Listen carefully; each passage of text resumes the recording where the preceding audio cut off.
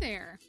My name is Tori Lupinek, and you are listening to The Unclassical Musician, the podcast empowering the new generation of classical musicians to take risks and live a fulfilling life. Each week, we dive in headfirst into a topic on the minds of young professional musicians and come out the other side with a new perspective on life as an artist.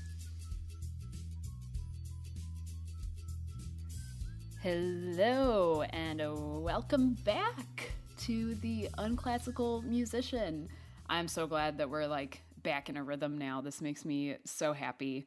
I apologize for Katherine Emeneth's episode being having to get rescheduled and having to be later than I had initially planned with the content, but I am so pleased to finally be able to bring you this conversation with flutist, educator, studio building guru, and pedagogy nerd, Katherine Emeneth. Based in Georgia, Katherine has taken her successful private flute studio and expanded her career into studio consulting, speaking on private studio development, and career coaching for recent music grads. She's basically the queen of teaching musicians new to the private teaching game and people who have been in the private teaching game all about how to build a successful studio. Katherine has developed 4 different courses designed to take you from A to Z and everywhere in between. She recently opened enrollment for her highly sought-after course, The Music Teacher's Playbook, which I'm registered for. It's a 14-week deep dive into building, recruiting, maintaining, and elevating your private lesson studio. And I am so excited to see how my private teaching game evolves with Katherine's help. So I hope that you get a lot out of this conversation. I hope that this is a great supplement to what we had talked about a couple weeks ago about how to build your own private lesson studio. This is literally what Katherine does for a living. So I hope you enjoy. Hey there. Hi, Katherine. How are you? Good. Let me just send my husband a message not to interfere. He comes in and is checking on. It's what's going on? And sometimes I'm don't talk to me. Okay. So don't come down. Okay. Recording a podcast, top secret information, no interruption. Exactly. But I really appreciate you taking the time to come on the show. And I've been really looking forward to having you on because I get asked questions all the time about the studio building stuff and just teaching privately and all of this. And I'm I need to ask, we need to ask an expert. So thank you so much for being here. Yeah, absolutely. And thanks for having me. I obviously love to talk about it. So yeah, yeah, it's good. So I love to start off the show by just having my guests kind of talk a little bit about themselves and what they do, and however much you want to share is cool, but also what you've been doing during the pandemic since we've been staying at home and stuff. Yeah. Okay. So my name is Katherine Emeneth, and I am a flute teacher and a clinician, an entrepreneur, college professor, professional flutist, and all of that.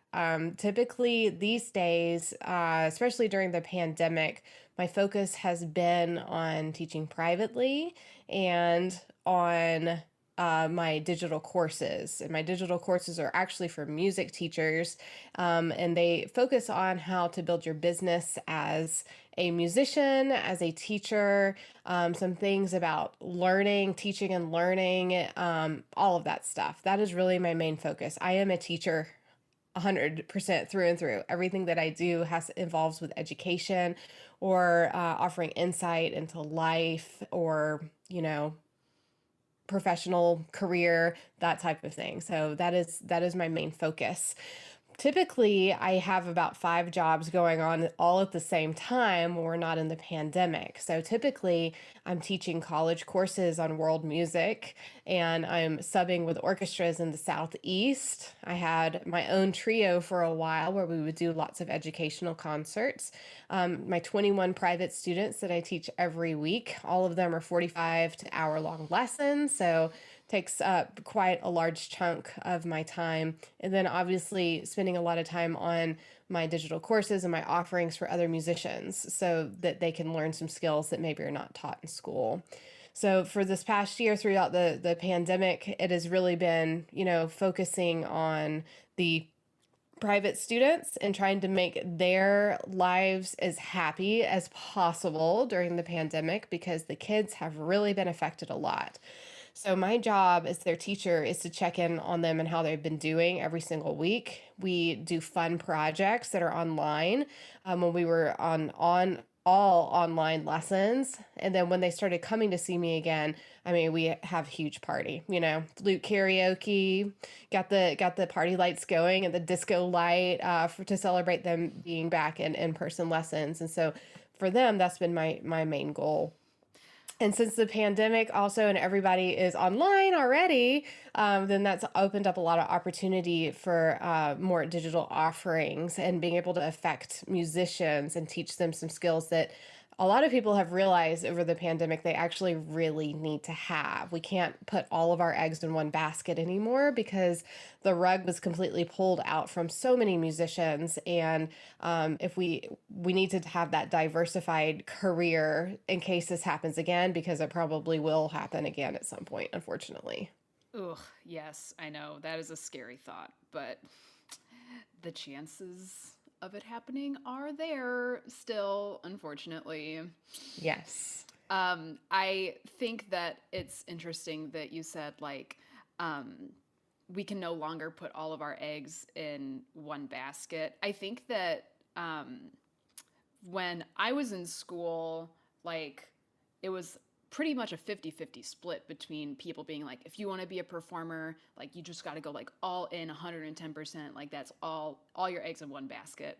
And then the other 50% were chances are you're not going to be able to make a living just performing when you're starting out, so you're going to have to be able to do all of these other things. Mm-hmm. And students so often are like, well, I can do it. I can be a performer.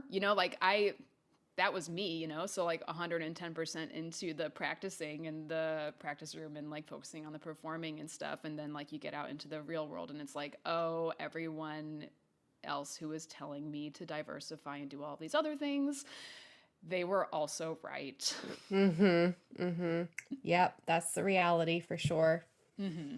So, it sounds to me like if you were not a flute teacher or a music teacher or someone who works with musicians, you would still be a teacher in some capacity. It sounds like you're that kind of person.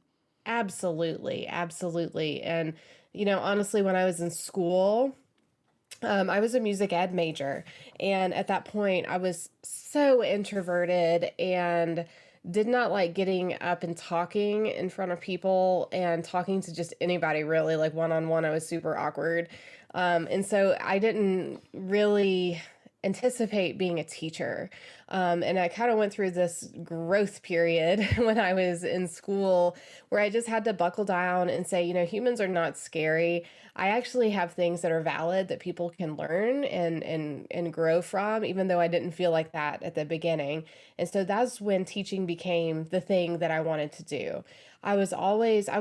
People told me that even though I was a music education major in my undergrad, I was like a performance major. I was principal in all the ensembles and I did all the stuff and did the competitions and the orchestral auditions locally and did all of those things. So I was like a performance major, but I was taking classes for music education. One of the main reasons why I did that is because my parents came from a very rural, very poor town in South Carolina. And they both came from families that had to work so hard. My mother's mom worked in a textile mill and barely made minimum wage. And then her father was in the lumber industry and he was actually in World War II and had a lot of PTSD problems. And so he could only do, certain types of work. And then my father's father died in a car accident when my father was 3 years old. So it was left up to his Oh, mother to raise three kids on her own. And she was a church secretary in rural South Carolina. oh So my they gosh. both had to learn how to make a life for themselves and provide for their family. So I think by seeing my parents go through all of that and, have to really sacrifice a lot in order for my family to have, a good life, my siblings and I to have a really good life and feel well supported, that I decided that I really wanted to do music, but I wanted to make sure that I wouldn't have to rely on them, and that, everyone says music education is a good fallback. And so, I was one of those types of people going into school that said, okay, if I'm going to do music, I'm going to learn everything. I'm not going to just learn how to play. I'm going to learn how to teach. I'm going to learn how to administrate. I'm going to learn how to do all of these things because I want to make sure that no matter what, I can get some type of career going.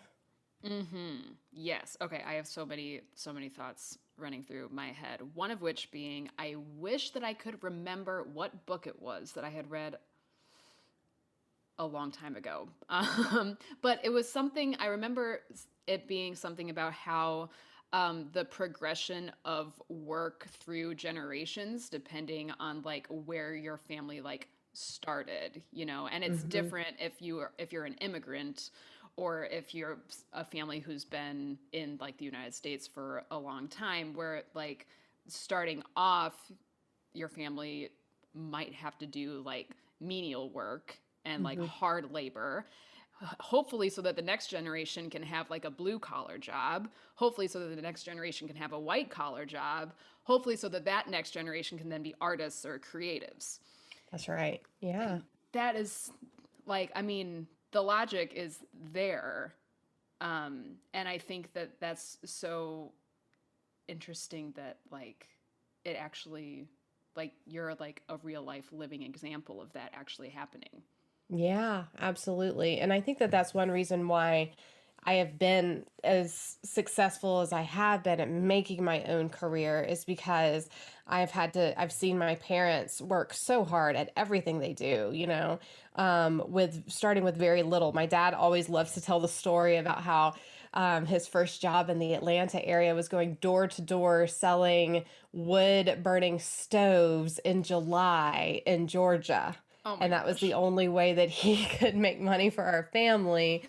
And he did it. He learned how to sell, and he learned how to, talk to people, even though he was also a shy guy growing up, and he just figured it out. So I'm really grateful for that example throughout my whole life, that, they're very hardworking people.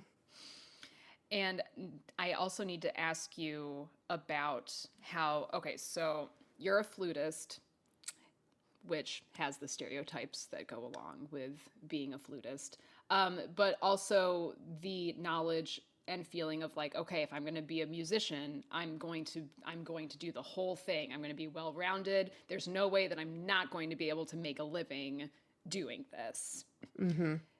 A lot of times, performers look at teaching lessons or like teaching music just in general as like a fallback or something safe that they can do while they're waiting for that job to happen. Hmm. Why is that a poor mindset to have around this topic? Yeah, and I mean that is something that we hear a lot of, right? So people say, "I'll just teach lessons just to make some money so that I can have time to practice to prepare for these auditions that are coming up." For me, there's basically two types of teachers that exist out in the world. There are the teachers who collect the paycheck, and there are the teachers who teach with a lot of passion, and the money is like a plus, right? So they're the teachers who teach to teach because they want to inspire others and enrich people's lives, and they happen to get paid for it. So the problem with only teaching to collect that check to sustain a life of as a performer is that when you're that type of mindset as a teacher, kids know, and they're very intuitive. So they can tell how invested you are in their lessons. And typically what I see when performers are teaching lessons, but they really don't want to be teaching lessons, they don't really like kids, or they'd rather be doing something else, is that the retention rate for students is very poor, meaning that they're losing students left and right, because if the teacher's not invested, why in the world should the student be invested? Hmm. And so then they are the kids are not invested, they're not seeing necessarily as big of an improvement. It's still fun to take lessons, but it's not like, oh my gosh, this is the best thing ever. And if you think about it, we've all had teachers like that, right? So even non-music teachers, even in college classes, like I remember this astronomy class that I took as an undergrad, and this professor just barely showed up every day and barely taught, and he was not into teaching. He wanted to be more into research. And so due to the fact that he wasn't really invested, like I don't remember anything from that class, zero. Mm. But in my biology class, the teacher was really into teaching and wanted to make it a really awesome learning experience. And so I retained a little bit of biology from that class just because of that. So what happens is when someone's not invested completely into teaching and they're just looking to collect a check and to support their performing career, then you typically don't have very good success and retention, and you typically just kind of hate teaching in general. So, if you are a performer and you're trying to really go for the performing thing, and that's your plan A, absolutely do that. If you don't like kids and you do not like teaching, and you know that it's just going to be, you're not going to invest a lot of time into learning pedagogy or how to be the most impactful teacher, you should probably get a job doing something else. And that's okay. It's totally fine to get a job at Starbucks. It is totally fine to get a job at Trader Joe's. Like, that does not make you less of a human and less of a musician. In fact, it is smarter to do those types of things instead of make yourself miserable teaching lessons if you don't like kids, if you don't like teaching lessons. I literally had a conversation about that with another flute player the other day. Like, because as flutists, so often we're like, if we're going to do something, like we want to be really good at the thing that we're doing, right? And Mhm. being a good flute teacher is so hard. It takes so much effort. So if you're just like trying to like get that performing career going, like way less effort to have a not music teaching job and to just collect your paycheck, like you said, Yeah. than because, like, otherwise, I would feel like I'm walking around with this guilt of taking these parents' money and not Yes. returning a good product, you Yeah. know? Yeah, exactly. Absolutely. So, for me, if you're a person who just doesn't like kids, like kind of how I was when I started in school, I didn't know if this was going to be the best thing or not. And if you decide that you just really don't like kids and you're frustrated and all of that, it's totally fine to just choose to do something else. It doesn't have to be in music. Keep chasing your performing goals in your performing career. And, like, okay, I will say though, for those of you listening, that not all hourly jobs are created equal. I did work at Starbucks, one of the busiest Starbucks in Houston. It's not worth the money if you want Oh, a really busy wow. one. Yeah, it's really not. Okay, that's Sorry, good to Starbucks. But okay, so I want to go back for a moment about having a degree in music ed and how that impacts your private lesson teaching as a flute specialist. Like, what would you say are some of the main skills that you've taken from your music ed experience and applied them to like the private lesson teaching setting? Yeah, absolutely. As far as like the coursework for music ed, I didn't really gain, I mean, that's like the basis, right? So all of those classes that I took in music ed were great, but the thing that made me really utilize that degree is through the student teaching and through just teaching, right? We learn best by doing the thing. So From my student teaching experience and like actual classroom teaching experience, the biggest things that I gained were learning how people think, and specifically learning how kids think, and just observing what are the things that make them light up. What are the things that make them retain information? What are the things that they're going to talk about, go home and talk about to their parents about what they did that day in band or in music class? And so it's kind of like learning humans. It's like learning how humans think and learning how little people think, and how the seeing the trends of what resonates with them, what sticks with them to enhance their life or to make them love music. So learning those different things just by watching in my own classroom or from my student teaching experience, those collecting those observations and using them every day when I teach lessons, those were the biggest things. So a couple of examples. Something that I really realized is that kids will learn the best if you give them an experience, if you give them something that will make a memory for them. So, like on Instagram recently, I've been doing my reels of musical terms, right? Those have been so fun. Yeah. So nobody's going to remember that Andante is walking speed, but if you tell them a story about your friend Dante and how you're going on a walk and then Dante fell and then you started walking on top of Dante, they're going to remember that a lot more than Andante means walking speed. I've also learned that kids like to have fun. They like to be included. They don't, even if they're the super shy ones like me, the super shy ones want to feel important. Everyone wants to feel important. And so through my studio teaching, I try my best to make kids feel important. I do that by having them draw the cover art for our program covers and then displaying it on the wall of fame in my studio.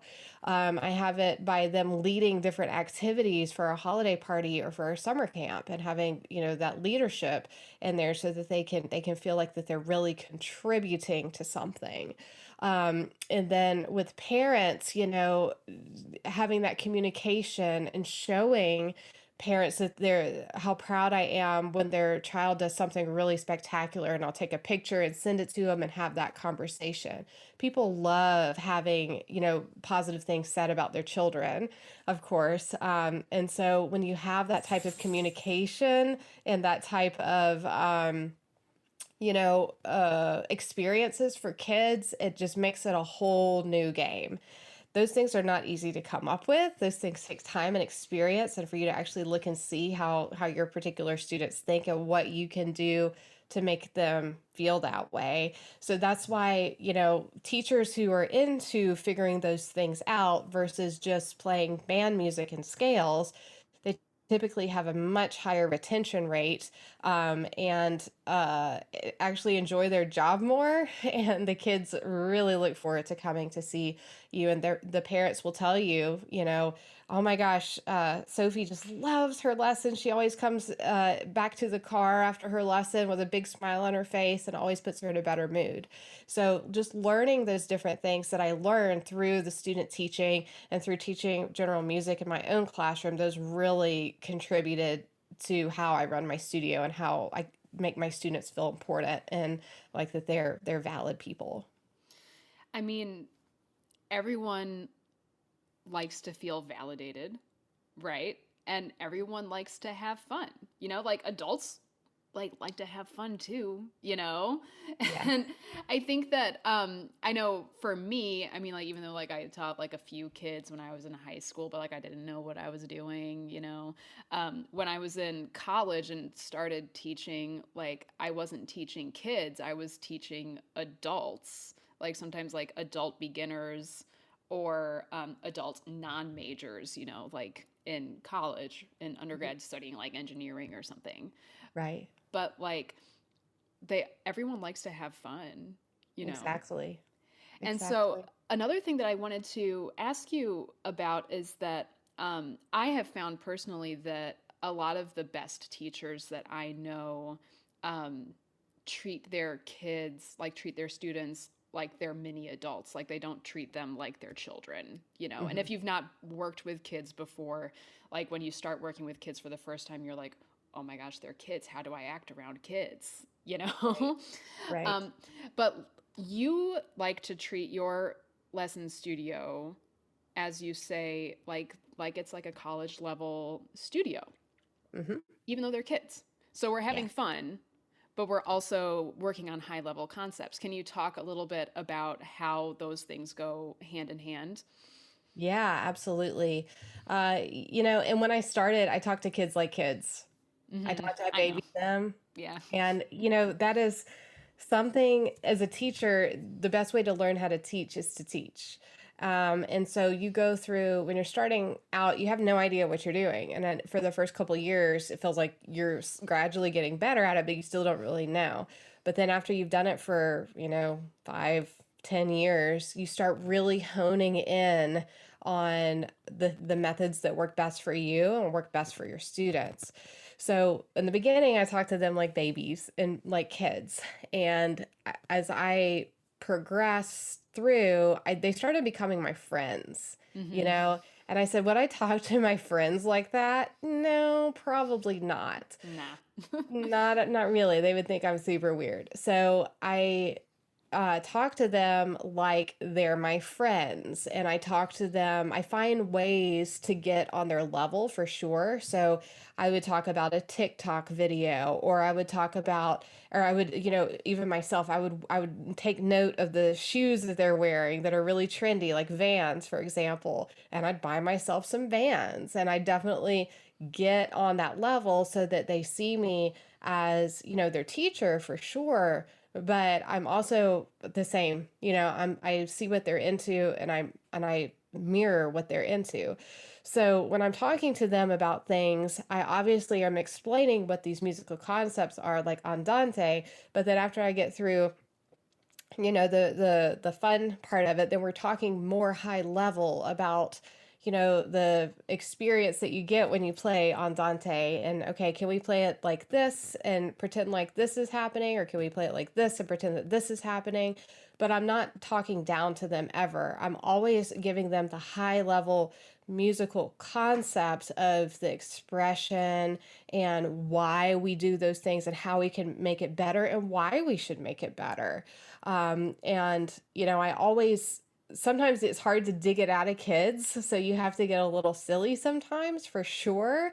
And you have to make them loosen up a little bit. So we do lots of crazy things that are very kid like and very fun, like dancing and like video games sometimes and all sorts of stuff. But the thing is that they know that I respect them, and that a lot of times teachers talk down to kids and put themselves up on a pedestal, but they know I'm on their team always, and they know that they can tell me anything and that we're going to figure it out and work through it.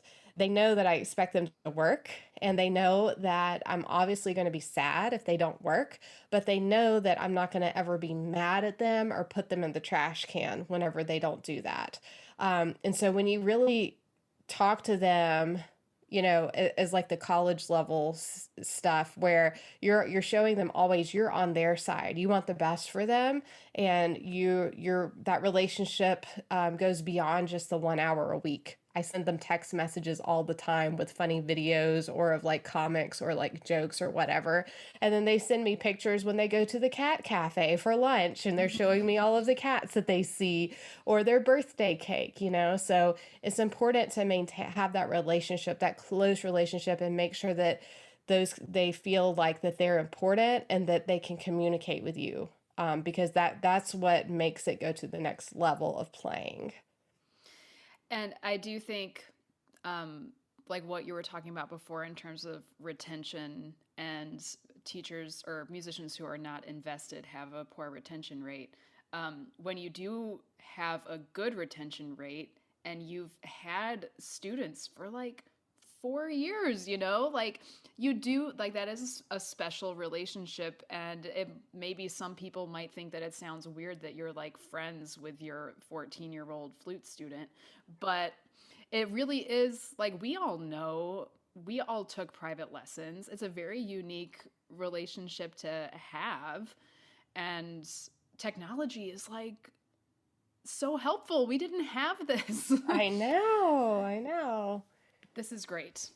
Yeah, for sure, for Mhm. sure. And that, I mean, I don't know about you, but I'm gonna stick with things that I feel that make me feel like an important part of, and that I'm contributing, and that I'm respected, and that I look forward to. So that's why I really believe in creating those experiences for the students, because the best way to remember things is to have an experience that you can relate it to. So that's huge. That's really, really huge, is creating those experiences, having recitals, having parties, having camps in the summertime, and making sure that with all of those things, everyone feels included. And so once you can do that, they feel like they're part of a special club, which they are, and then they never want to stop. They never want to quit. So this is like everyone listening who is interested in teaching privately. This is like the dream, right? Having such a well-run studio where the kids are really emotionally invested, and it's just like your own little like flute family. That's like so lovely. Obviously takes years to have that experience and to build that kind of culture with Mhm. your students. So I now am going to like rewind a little bit Yeah. because I get asked all the time, how how did you get started? Like, how do you build a private studio? Like, how do you get students? Like, how do you do it? And I know that is such a loaded question, but Yes. can you please answer briefly? Yes, How does one absolutely. build a private studio? Yes. Well, there's a lot of things that go into it when you're talking about building a private studio. And I think first of all, the question is how invested do you want to be? So like my whole studio is full blown, it's a full-time job. I collect a full-time pay for it. And I provide a lot of stuff and I work really hard. Some people don't want to do that, and that's okay. They want to just try and see if private teaching is for them, and especially those folks that are in college and they just want to start teaching and learn how to teach, and use it as a way to get some experience. So first of all, I want to say you don't have to go full all in. Like, I run my studio, that is part of my teaching philosophy, that is who I am as a human, that's what I know works for me, but it's not the right thing for everyone. So you don't have to do that. You can still provide an amazing educational experience without doing the guest artist master class and the flute and harp recitals and all the field trips and all the stuff. Okay. So that's the first thing. So if you do want to start teaching privately, you have to figure out kind of what type of lessons do you want to have. Do you want to just take a handful of students to, try it out and just get some experience? Do you want to work towards having a full studio with a full-time income? Like, do you want to teach homeschool kids? Do you want to teach kids who have special needs? Do you want to teach kids that are bilingual? Do you have a specific target audience of who you want to teach? Do they want to be college students, adult students, whatever? And then you have to think about how you want to teach them. Do you want to teach them online? Do you want to teach them in person? Do you want to do a hybrid mixture of it? Do you want to teach through a music store? So you have to kind of answer those questions for yourself. And so we'll use like the most common example, which is where you want to take a handful of students, and you just want to teach them on your own. You don't necessarily want to go through a music store. You might want to be teaching them at a high school, like during the day, especially if you're in college and your apartment is a disaster all the time and you don't feel comfortable having kids and parents in your apartment. Totally valid. So we'll use that as an example. If you are in college and you want to start teaching, the first place to go is to your applied professor and to tell them that you are very interested in starting to teach a couple of kids just to get some teaching experience. A lot of times your applied professor will get lots of emails from either local band teachers or from parents, or from parents that are also professors at your university about, do you have a student that you would recommend for private lessons for my student? So first of all, you have to tell your professor you're interested in teaching lessons. So many times I hear from college students that they're just waiting for their professor to tell them because they don't want to be bold and like say, "Hey, I'm ready to do this." You have to tell them or they're not going to know. So that's the first place to go, is to your applied professor.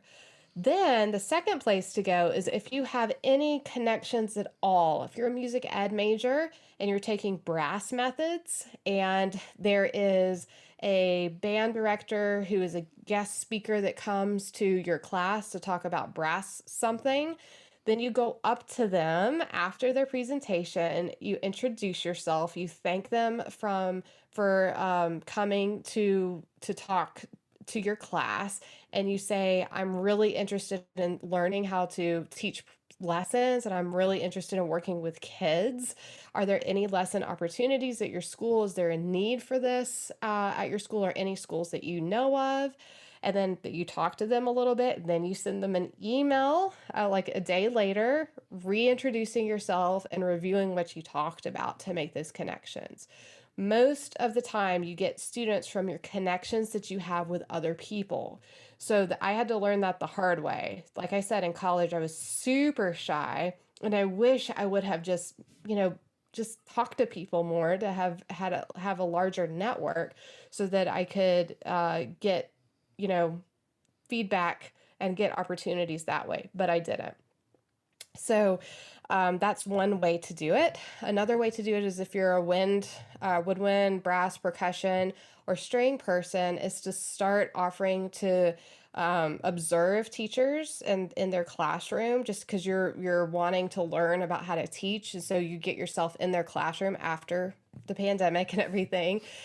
Most public school teachers are awesome, and they want to help the next generation. So they will invite you to come and observe and watch and help out a little bit, even teach a little bit. And so you start building that connection that way. You don't go straight in and ask to teach lessons at that school if you do that route. You go in for, a couple of weeks and observe, and then if you feel like you've got a good relationship going on with that teacher, then you can ask about lesson opportunities. And then, look and see. I think one of the big things is look and see what that program needs. Are the violins like really having a hard time doing this?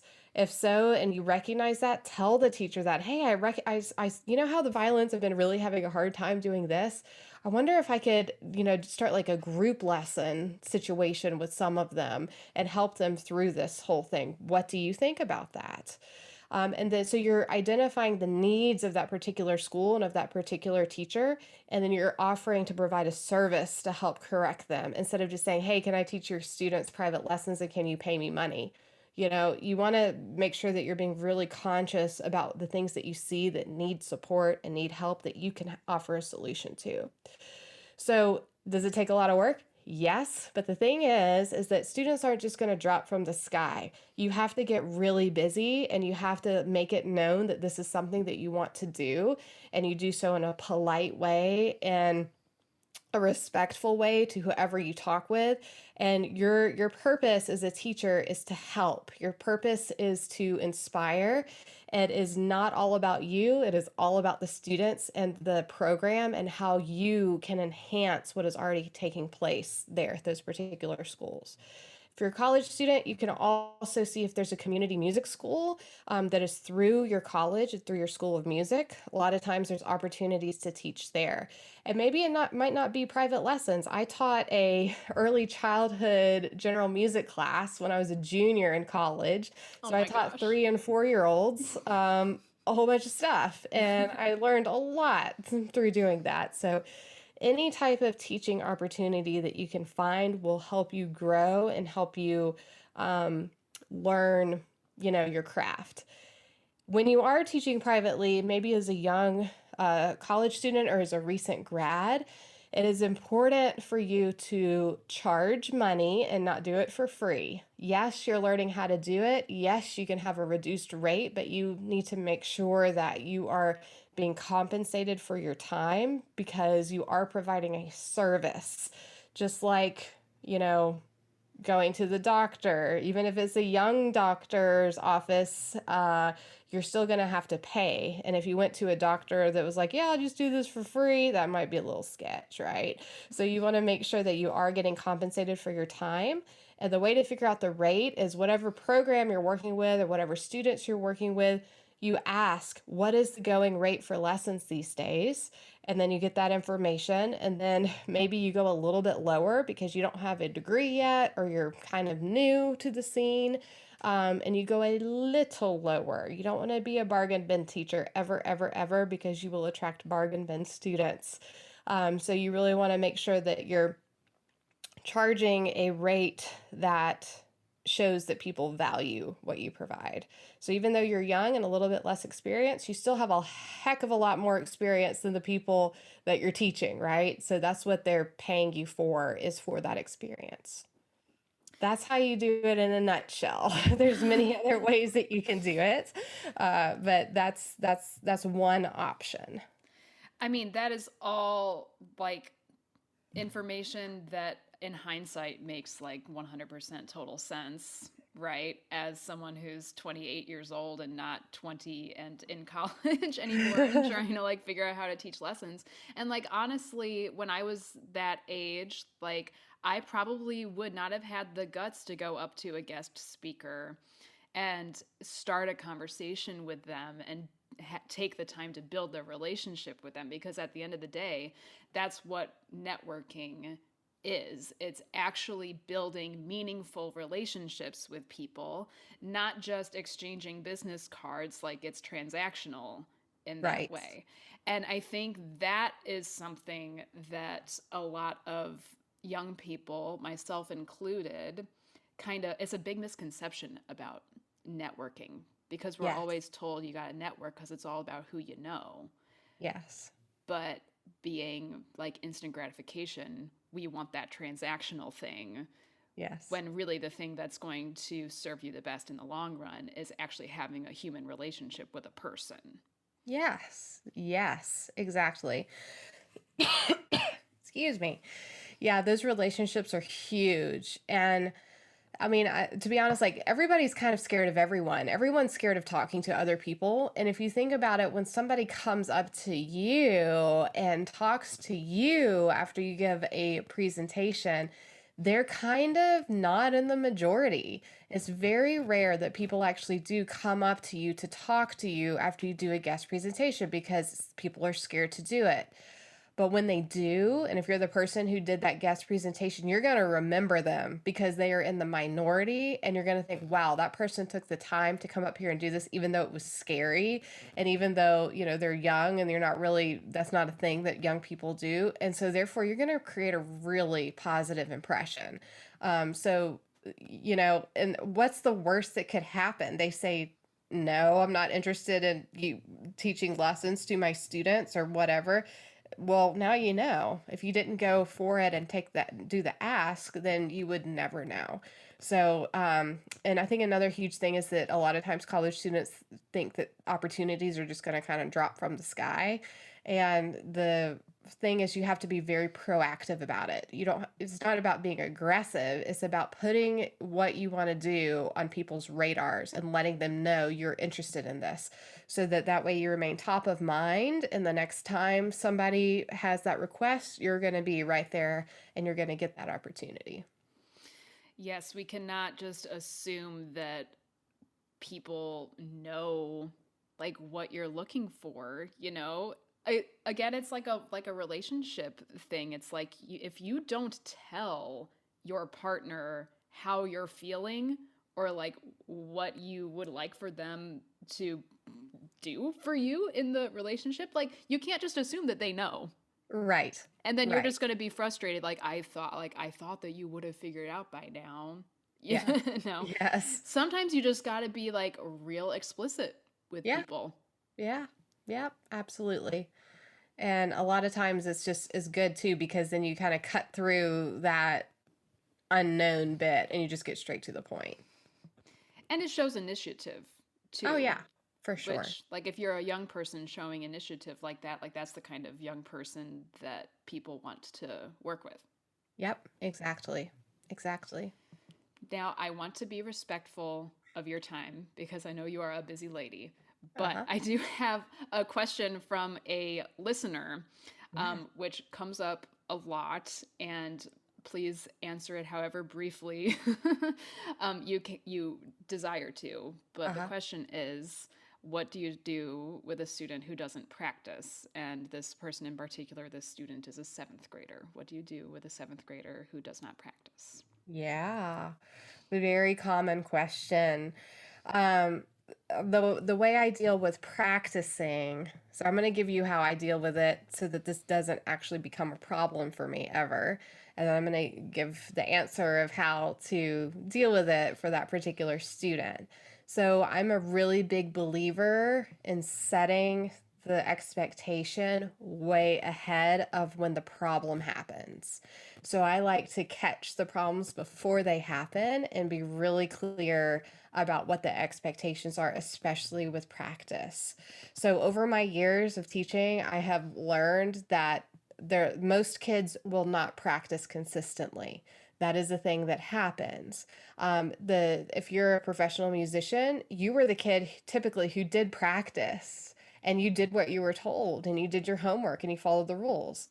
From what all of my years of teaching, that is definitely not the majority of kids. The majority of kids do not practice consistently throughout the week. And the reason is, they get bored, they're not interested in practicing, they just want to have fun in lessons and fun in their school music program, whatever. And so the way that I've handled that, because it frustrates me a lot when they're not practicing consistently, because I know how good they can be, but they're not doing their side of the job. So the way that I deal with it these days is I actually, in my studio policy, I have an expectation that they have to practice. Basically, you cannot be a student of mine if you're not going to practice consistently. And at the first meeting with the parent and the student, I make that crystal clear that I'm not going to work with you if you're not going to practice. And that it's a shame because, that our studio is really fun and we have a great time, but you have to practice. And I have the parent actually sign that. We talk about practicing. We talk about how the parent has to support the student at home to practice because it's a team effort. We do all of that. And then I have a 3-month probation period at the beginning whenever I take a new student. So I am auditioning them kind of. Well, first of all, they have to send me a recording to be auditioned before I'll even meet with them these days. But I have a 3-month probation period, and it's basically me auditioning the student to see if they're going to practice and to see how involved the parent's going to be. I audition the parents too. And then also for them to decide if they're up for it or not with me. Most of the time, they say, yes, I'm all in. This is awesome. This is great.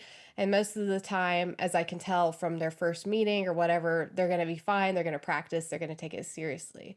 But I put that in there as a safety net for myself and also for the family so that we can part ways with no hard feelings. Try it on for size, make sure this is the right thing for everyone, and then, decide if it's going to be the right thing or not. So I kind of nip it in the bud before the problem even happens. So that's the first thing. If I had a 7th grader who just really was not practicing between lessons, I would have a conversation with the parents about what they're seeing going on at home. Like, hey, I've noticed, Sally has not really been practicing at home between lessons. I just want to make sure that that's right and that you're kind of seeing the same thing at home.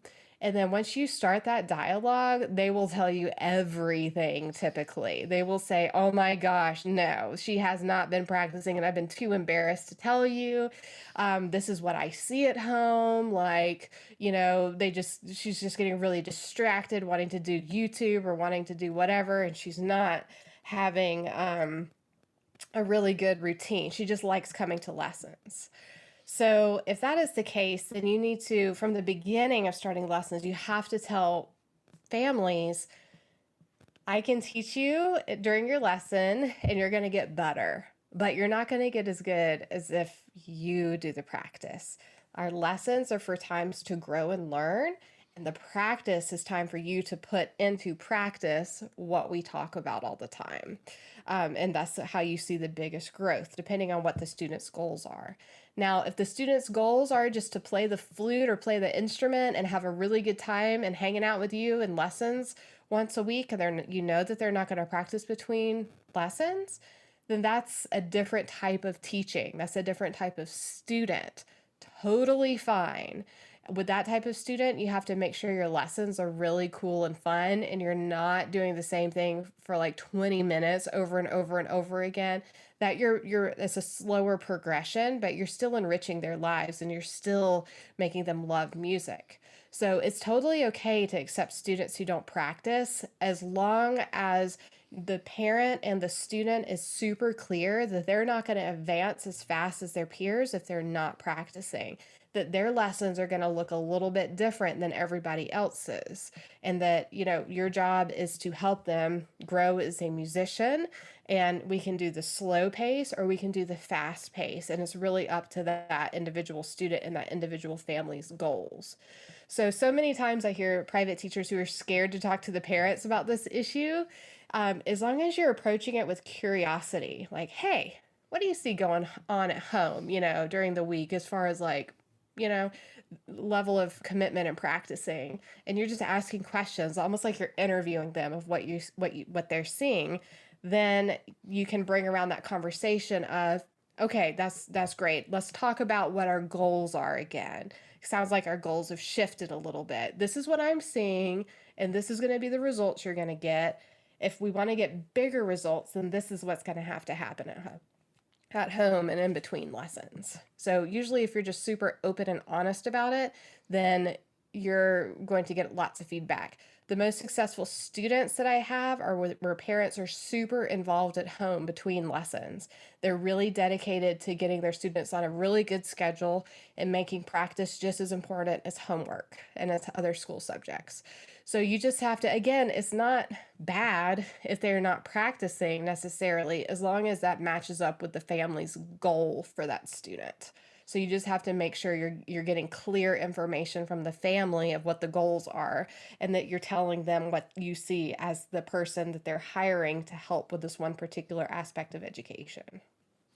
I love that response because it kind of enables you to like teach like that individual person how they need to be taught, because obviously that person, if that is the case where they love music and it's fun and they're in it for the social aspect and flute lessons are a fun thing that they do once a week, then that's great. But you're not going to teach them the same way that you would teach someone who practices an hour a day after school and wants to be an all-stater. Right. Mm-hmm. Exactly. Yeah. Exactly. And I think that also with that is something that I think a lot of musicians teachers don't do is they don't teach the students how to practice. They assume that they already know, because most of us, when we were that age, we just did it. We didn't have to think about it. We just did it. So I think it's really important to actually teach them what practice is, why we do it, how to make it less boring, and all of that, and assign them different, practice techniques to try out every week when they're learning how to practice. Man, I hope everyone listening, I hope that they listened all the way to the end, because I don't know why this happens, but it's always like the best information like comes in the second half of the conversation. Like, oh, I hope people listen all the way to the end to this one. I'm gonna gotta listen all the way to the end because this is the really good stuff. Thank you so much, Katherine, for sharing that wealth of knowledge with the listeners. I super appreciate you taking the time to do this and be here with me today. And I want to give you an opportunity to plug whatever you want to plug, or like how people can find you online if they want to get in touch and work with you. Yeah, absolutely. Well, thanks for having me, and thanks for having this super important topic. And, honestly, I think that the future of music really is going to be in education. I think that, education and teaching music is going to always be around. Even if, unfortunately, we see orchestras and other performing organizations shrink, I think music education is going to be the thing that is really stable. So I appreciate you having me on to talk about that, because I think it's so important and something that's not going to go away. If anything, it's going to increase. People can find me online. I'm on Facebook, just my name, Katherine Emeneth, and I'm on Instagram, just my name, Katherine Emeneth. I do offer some digital courses and programs for musicians, music teachers, college students, professional musicians. So you can check them out on my website, which is katherineemeneth.com. Recently, I just launched this new thing that I'm really passionate about. It's called The Ultimate Guide to Recruiting Music Students. Has a lot more information than what I just talked about today, and it's only $7. I really wanted to make it really, affordable for many musicians so that they can learn some of these really important skills about how to recruit, how to talk to people, how to communicate, and identify exactly what type of teacher you are and what type of student that is best suited for you, and how to find them and how to be really good at communicating and recruiting students. So that's on my website too. So you can find that there. But yeah, other than that, that's pretty much where I am. And if you're ever in the Atlanta area, just shoot me an email. Would love to chat. Woohoo! Yeah, and that $7 guide to recruiting students is worth like so much more than $7. So y'all are gonna want to get on that. I'll put the link in the show notes so that people can have access to that information, and hopefully like that's their like entry point into getting all of your great content. Great. Well, thank you so much, Tori. Thanks for having me. Yes, of course. Thank you so much, and I'll be seeing you around. Yes, sounds good. All right, have a great rest of your day. You too. Bye. Bye-bye. All right, y'all. So I have been following Katherine Emeneth for a long time now, and she never ceases to amaze me with the wealth of knowledge that she has from doing this for as long as she has. Like, I really do think that when you figure out what you're meant to be doing on this planet, like, that is such a special thing. And I love talking to these people who have figured that out. It's really inspirational. I hope that you have listened all the way to this point because, yes, all that great stuff at the end is like worth so much money, and y'all are getting it for free, absolutely free. So make sure that you go check out Katherine's stuff. You want to pick up that $7 guide to recruiting music students. I'll put the link in the show notes. I'll put all of Katherine's links in the show notes. And if you enjoy getting this content in your ears every week, please let me know. Leave me a little review on Apple Podcasts if you can. Post about it in the Unclassical Musicians Facebook group, or even just like send me an email, tori@torilupinek.com. I love hearing from y'all. I love hearing what you're getting out of the podcast episodes, and it helps me to curate upcoming content when I hear what y'all are really enjoying. So yeah, feel free to get in touch. I am like all ears. And speaking of upcoming content, I am very excited for the month of May because it's going to be our first like themed month of podcast episodes. And the theme for the month is mental health. I'm calling it Mental Month, or like the Mental Month of May, something like that. We've got some alliteration in there with the M's. But I'm going to kick it off myself next week with a solo episode about my experience with COVID and being diagnosed with COVID, and some of the like physical aspects, but also a lot of the mental baggage that goes along with that, and how that's kind of affected my headspace. And then other guests on the docket are my friend Amanda Delajanis, who has her undergrad in music ed also, and then went on to become a social worker. I have to credit her with inspiring me to like seek out mental health services. I think her perspective on the music world as a former musician turned social worker is going to be very helpful for all of us to listen to. And then we're also going to have Rusty Holmes, which is another French horn player. Amanda's instrument was French horn, but Rusty Holmes is a Texas French horn player, and he is a mental fitness advocate for musicians, both like mental fitness and then also physical fitness. He's also a fitness enthusiast just in general. And then we're also going to have New World Symphony flutist Leah Stevens on the show as well. I've known Leah for a long time. If you follow her on Instagram, she is very open about her struggles with mental health as a musician, and we're going to talk about mental health struggles like pre-pandemic, during the pandemic, and like coming out of the pandemic for musicians, but also just like mental health struggles for musicians in general. So if you are in a space where you are looking to get your head right, which like so much of this show so far has been about getting your mindset in the right place for growth and for like being your best self, I hope that you are excited for the month of May. I'm really excited. Let me know if you have an idea for a themed month of content. I would love to hear from you. You can find me on Instagram at Tori Lupinek Flutist, or mention email, Facebook.